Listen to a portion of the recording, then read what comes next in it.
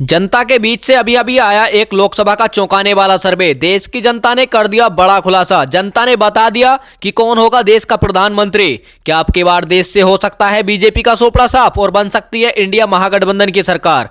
नमस्कार और आप देख रहे हैं पॉलिटिकल न्यू विचार। लोकसभा ओपिनियन पोल 2024 में आप सभी का हार्दिक स्वागत है। अभी अभी जनता के बीच से यह सर्वे सामने निकल करके आया।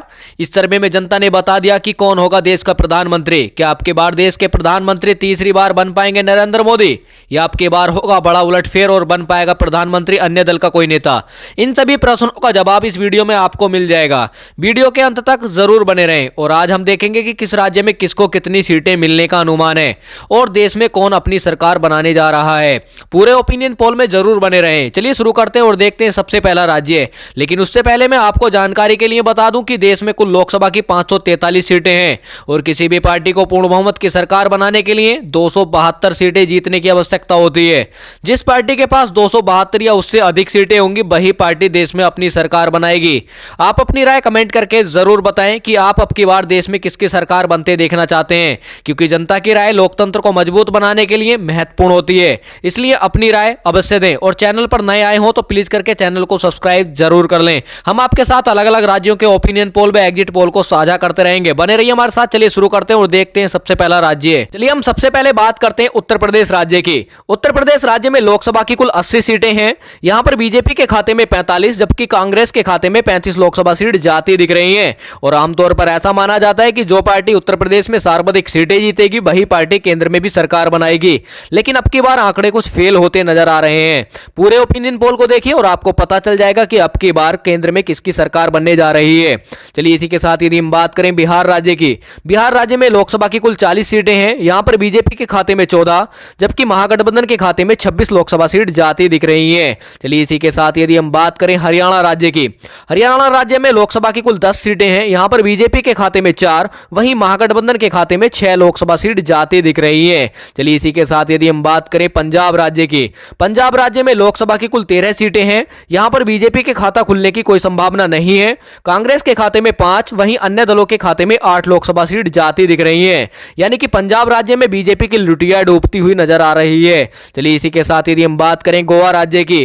गोवा राज्य में लोकसभा की कुल 2 सीटें हैं। यहां पर बीजेपी व कांग्रेस के बीच बराबर की टक्कर देखने को मिल सकती है। गोवा की 2 लोकसभा सीटों में से बीजेपी के खाते में 1 वहीं कांग्रेस के खाते में भी 1 लोकसभा सीट जाती दिख रही है। चलिए इसी के साथ यदि हम बात करें असम राज्य की। असम राज्य में लोकसभा की कुल 14 सीटें हैं। यहां पर बीजेपी के खाते में 9 वहीं महागठबंधन के खाते में 5 लोकसभा सीट जाती दिख रही है। यानी कि ये कहें कि असम राज्य में बीजेपी को काफी फायदा होता नजर आ रहा है, वहीं महागठबंधन को यहां नुकसान का सामना करना पड़ सकता है। चलिए इसी के साथ यदि हम बात करें छत्तीसगढ़ राज्य की।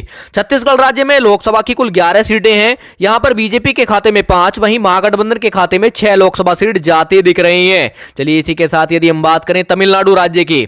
तमिलनाडु राज्य में लोकसभा की कुल 39 सीटें हैं। यहां पर बीजेपी के खाते में 13 जबकि महागठबंधन के खाते में 26 लोकसभा सीट जाती दिख रही हैं। यानी कि 543 सीटों में से हमने 209 सीटों का सर्वे विस्तार से जाना, जिसमें से देखा गया कि बीजेपी के खाते में 91 वहीं महागठबंधन के खाते में 110 लोकसभा सीट जाती दिख रही हैं। यानी कि महागठबंधन अभी भी बढ़त बनाए चल रहा है। चलिए इसी के साथ यदि हम बात करें केरल राज्य की। केरल राज्य में लोकसभा की कुल 20 सीटें हैं। यहां पर बीजेपी के खाता खुलने की कोई संभावना नहीं है। यानी कि केरल राज्य में बीजेपी की लुटिया डूबती हुई नजर आ रही है। वहीं महागठबंधन के खाते में 12 लोकसभा सीट जाती दिख रही है और अन्य पार्टी के खाते में 8 लोकसभा सीट जाती दिख रही है। चलिए इसी के साथ यदि हम बात करें तेलंगाना राज्य की। तेलंगाना राज्य में लोकसभा की कुल 17 सीटें हैं। यहां पर बीजेपी के खाते में 4 वहीं महागठबंधन के खाते में 13 लोकसभा सीट जाती दिख रही है।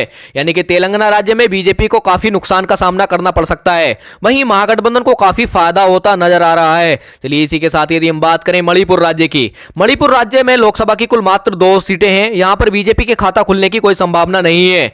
मणिपुर की 2 लोकसभा सीट कांग्रेस यानी महागठबंधन के खाते में जाती दिख रही है। चलिए इसी के साथ यदि हम बात करें मध्य प्रदेश राज्य की।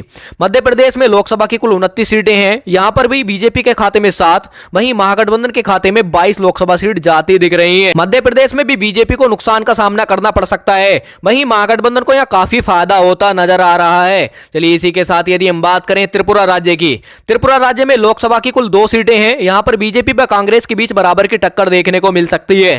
त्रिपुरा की 2 लोकसभा सीटों में से बीजेपी के खाते में 1, वहीं महागठबंधन के खाते में भी 1 लोकसभा सीट जाती दिख रही है।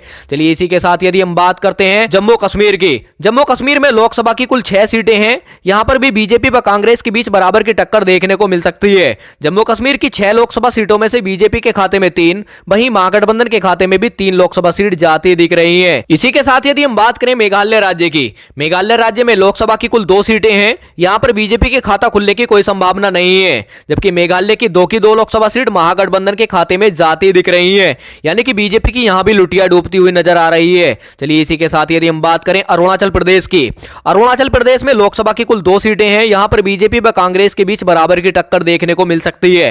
अरुणाचल प्रदेश की 2 लोकसभा सीटों में से बीजेपी के खाते में 1, वहीं महागठबंधन के खाते में भी 1 लोकसभा सीट जाती दिख रही है।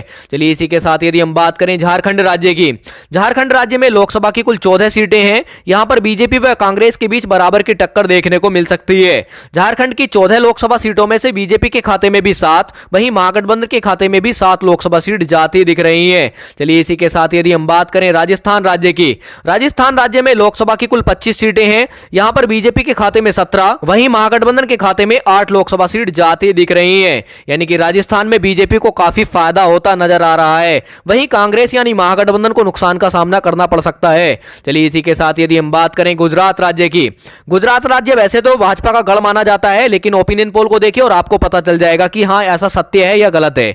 गुजरात राज्य में लोकसभा की कुल 26 सीटें हैं। यहां पर बीजेपी के खाते में 18, वहीं महागठबंधन के खाते में 8 लोकसभा सीट जाती दिख रही है। इससे यह पता चलता है कि गुजरात बीजेपी का गढ़ माना जाता है, क्योंकि गुजरात में बीजेपी को काफी फायदा होता नजर आ रहा है। चलिए इसी के साथ यदि हम बात करते हैं दिल्ली केंद्र शासित प्रदेश की, दिल्ली में लोकसभा की कुल 7 सीटें हैं। यहां पर बीजेपी के खाते में 3, वहीं महागठबंधन के खाते में 4 लोकसभा सीट जाती दिख रही है। चलिए इसी के साथ यदि हम बात करते हैं हिमाचल प्रदेश की, हिमाचल प्रदेश में लोकसभा की कुल 4 सीटें हैं। यहां पर बीजेपी व कांग्रेस के बीच बराबर की टक्कर देखने को मिल सकती है, यानी कि हिमाचल प्रदेश की 4 लोकसभा सीटों में से बीजेपी के खाते में 2, वहीं कांग्रेस के खाते में भी 2 लोकसभा सीट जाती दिख रही है। चलिए इसी के साथ यदि हम बात करें उड़ीसा राज्य की, उड़ीसा राज्य में लोकसभा की कुल 21 सीटें हैं। यहां पर बीजेपी के खाते में 2, वहीं कांग्रेस के खाते में 3 और अन्य पार्टी के खाते में 16 लोकसभा सीट जाती दिख रही है। चलिए इसी के साथ यदि हम बात करते हैं पश्चिम बंगाल की, पश्चिम बंगाल में लोकसभा की कुल 42 सीटें हैं। यहां पर बीजेपी के खाते में 8, वहीं कांग्रेस यानी महागठबंधन के खाते में 34 लोकसभा सीट जाती दिख रही है, यानी कि पश्चिम बंगाल में बीजेपी को नुकसान का सामना करना पड़ सकता है, वहीं महागठबंधन को काफी फायदा होता नजर आ रहा है। चलिए इसी के साथ यदि हम बात करें महाराष्ट्र राज्य की, महाराष्ट्र राज्य में लोकसभा की कुल 48 सीटें हैं। यहां पर बीजेपी के खाते में 16, जबकि महागठबंधन के खाते में 32 लोकसभा सीट जाती दिख रही है, यानी कि अभी तक 543 सीटों में से 476 सीटों का सर्वे हमने विस्तार से जाना, जिसमें से देखा गया कि बीजेपी के खाते में 180 और महागठबंधन के खाते में 263 लोकसभा सीट जाती दिख रही है, यानी कि अभी भी कांग्रेस यानी महागठबंधन काफी बढ़त बनाए हुए चल रहा है। चलिए इसी के साथ यदि हम बात करें केंद्र शासित प्रदेशों की, अन्य केंद्र शासित प्रदेशों में भी लोकसभा की कुल 7 सीटें हैं, जिसमें से बीजेपी के खाते में 3, वहीं महागठबंधन के खाते में 4 लोकसभा सीट जाती दिख रही है। चलिए इसी के साथ यदि हम बात करते हैं आंध्र प्रदेश की, आंध्र प्रदेश में लोकसभा की कुल 25 सीटें हैं। यहां पर बीजेपी के खाता खुलने की कोई संभावना नहीं है, जबकि महागठबंधन के खाते में 10, वहीं अन्य पार्टियों के खाते में 15 लोकसभा सीट जाती दिख रही है, यानी कि आंध्र प्रदेश में बीजेपी की लुटिया डूबती हुई नजर आ रही है। इस प्रकार लोकसभा की 543 सीटों का सर्वे हमने विस्तार से जाना, जिसमें से देखा गया कि बीजेपी के खाते में 224, वहीं इंडिया यानी महागठबंधन के खाते में 277 लोकसभा सीट जाती दिख रही है। और मैंने वीडियो के आरंभ में ही आपको बताया था कि किसी भी पार्टी को पूर्ण बहुमत की सरकार बनाने के लिए 272 सीटें जीतने की आवश्यकता होती है, और महागठबंधन के खाते में 277 लोकसभा सीट जाती दिख रही है। तो इस ओपिनियन पोल के आधार पर अब की बार हम कह सकते हैं कि महागठबंधन अपनी सरकार बनाने जा रहा है। और आपको क्या लगता है कि देश में अब की बार किसकी सरकार बनेगी, कमेंट करके जरूर बताएं। और आप अब की बार किसकी सरकार देखना चाहते हैं, किसकी बनाना चाहते हैं, यह भी कमेंट करके जरूर बताएं, क्योंकि लोकतंत्र को मजबूत बनाने के लिए जनता की राय महत्वपूर्ण होती है, इसलिए अपनी राय अवश्य दें। और अभी तक भी अपने चैनल को सब्सक्राइब नहीं किया है तो प्लीज करके अपना समझ के चैनल को सब्सक्राइब जरूर कर लें।